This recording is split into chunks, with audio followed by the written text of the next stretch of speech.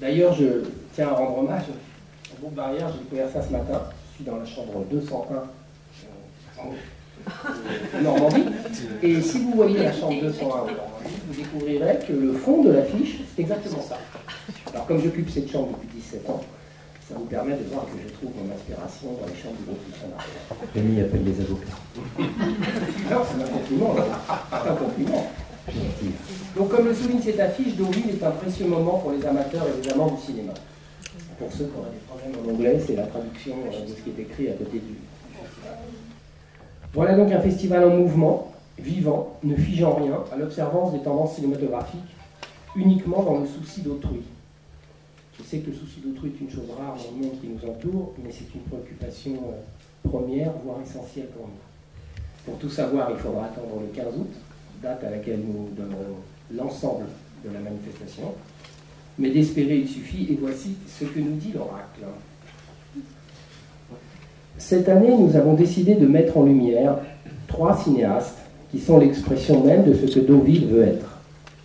Honneur aux anciens, et après Ida Lupino, Michel Leisen et Robert Aldrich, toujours en partenariat avec la Cinémathèque française, nous honorerons la mémoire de notre patrimoine en rendant hommage à Black Edwards, qu'on pourrait qualifier de King of Comedy, à qui nous devons le sublime Breakfast at Tiffany, toujours diamant sur canapé en français, avec la non moins jolie Audrey Hepburn, la création du personnage de la Panthère Rose et de toutes ses déclinaisons, la richesse des coiffeurs avec le 13 de Baudérec, dans le film Elle, la partie de mémoire, une référence absolue dans la comédie, pour ceux qui ne l'ont pas vu, je vous conseille vraiment vivement de le voir, et Victor Victoria, qui est un de ses derniers films les plus intéressants, qui avait été d'ailleurs présenté à Deauville en 1982.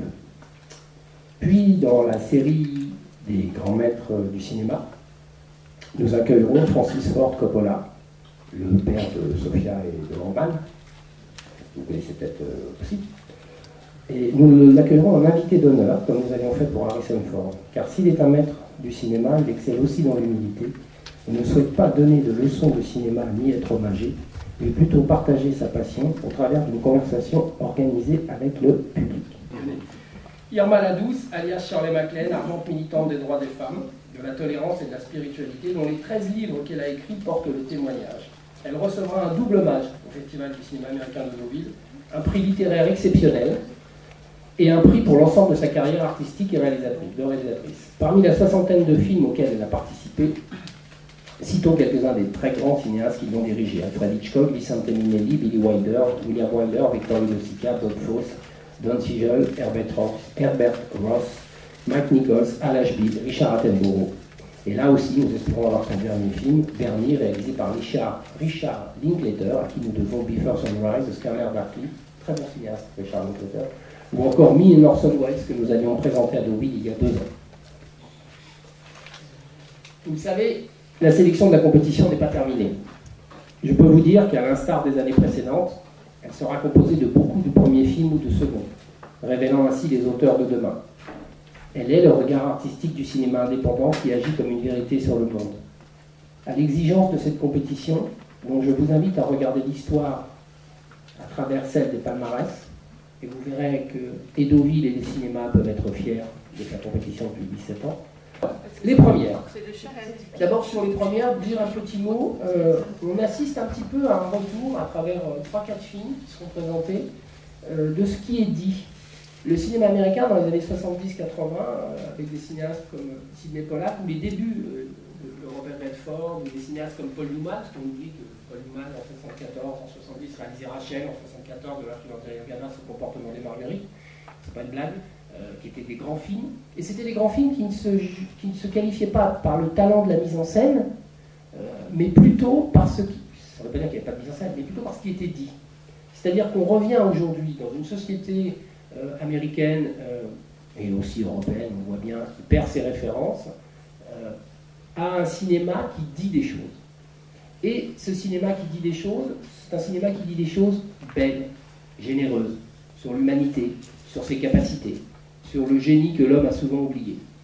Et nous allons ouvrir le festival avec un film de cette nature, qui est Help, titre original en anglais, qui est La couleur des sentiments. L'année dernière, extrêmement surpris par l'hystérie provoquée par un certain nombre de nouvelles stars qui étaient connues des plus jeunes, peut-être un peu moins connues des plus anciens. Et c'est vrai que cette année, avoir organisé peut-être différemment la participation des stars un peu plus en devenir, en complément des artistes un peu plus connus. Et je crois que c'est ça en fait Deauville, c'est cet équilibre entre les stars de demain et les stars un peu plus confirmées. Plus le public de Deauville verra des films, et plus il sera un public de spécialistes, et plus il deviendra cinéphile. Je suis pour le partage du savoir, donc la cinéphilie ne doit pas rester aux journalistes, elle doit rester au public aussi. Et je trouve que c'est une expérience magnifique que d'offrir au regard de tous l'art dans ce qu'il y a de plus beau. Mais comme je dis souvent, je fais avec ce que je trouve. Moi je vois 1200 films par an, pas seulement américains, pour d'autres festivals que je dirige. Je prends ce que je crois être le mieux et le plus intéressant, mais je ne prends que ce qui existe, je n'invente pas. Alors sur la sélection, pour terminer, tout n'est pas calé encore sur la sélection, sur les films qui seront diffusés. S'il y a quelques films que vous auriez par exemple à me conseiller, vous me diriez d'aller voir quoi sur ce qui est aujourd'hui programmé? Je vous dirais de prendre une semaine de vacances, de la demander dès maintenant et d'aller voir tout. Mais je ne l'ai pas. La semaine de vacances, exigez-la, battez-vous. Je pense que si j'étais ministre de la Culture, je ferais une loi qui donnera une semaine de vacances pendant le Festival du cinéma américain de Deauville, 4 jours pendant le Festival du cinéma asiatique de Deauville, et comme je pense à mes petits copains, je donnerai 10 jours pendant le Festival de Cannes. Ça, c'est pourquoi alors on ne mettrait pas le Festival du film américain au mois de juillet ou au mois d'août, là où il y a le plus de monde? Bah, c'est pas sûr, parce que je suis pas sûr moi d'avoir les films à ce moment-là, parce que tu vois, en juillet-août, on a quand même des gros blockbusters américains, mais on n'a pas... j'aurais pas eu Coppola en juillet-août, j'aurais pas eu Shirley MacLaine en juillet-août. Non, on a beaucoup réfléchi à ça et je pense que septembre c'est la bonne date.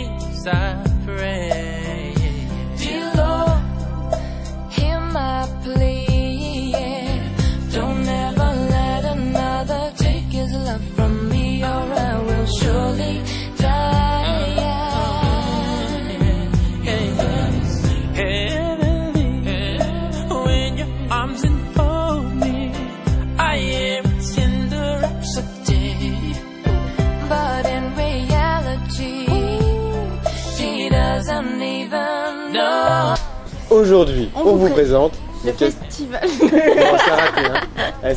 Voilà. Aujourd'hui, on vous présente le festival Du film américain. Quoi? Attends. Elle est longue. Aujourd'hui, on vous présente le festival Du film américain. Attention.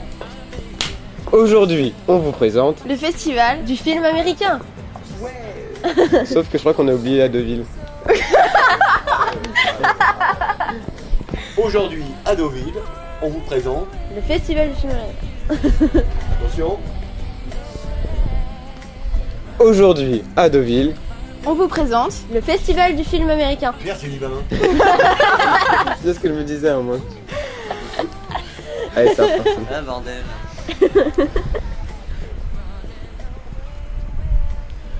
Aujourd'hui, à Deauville.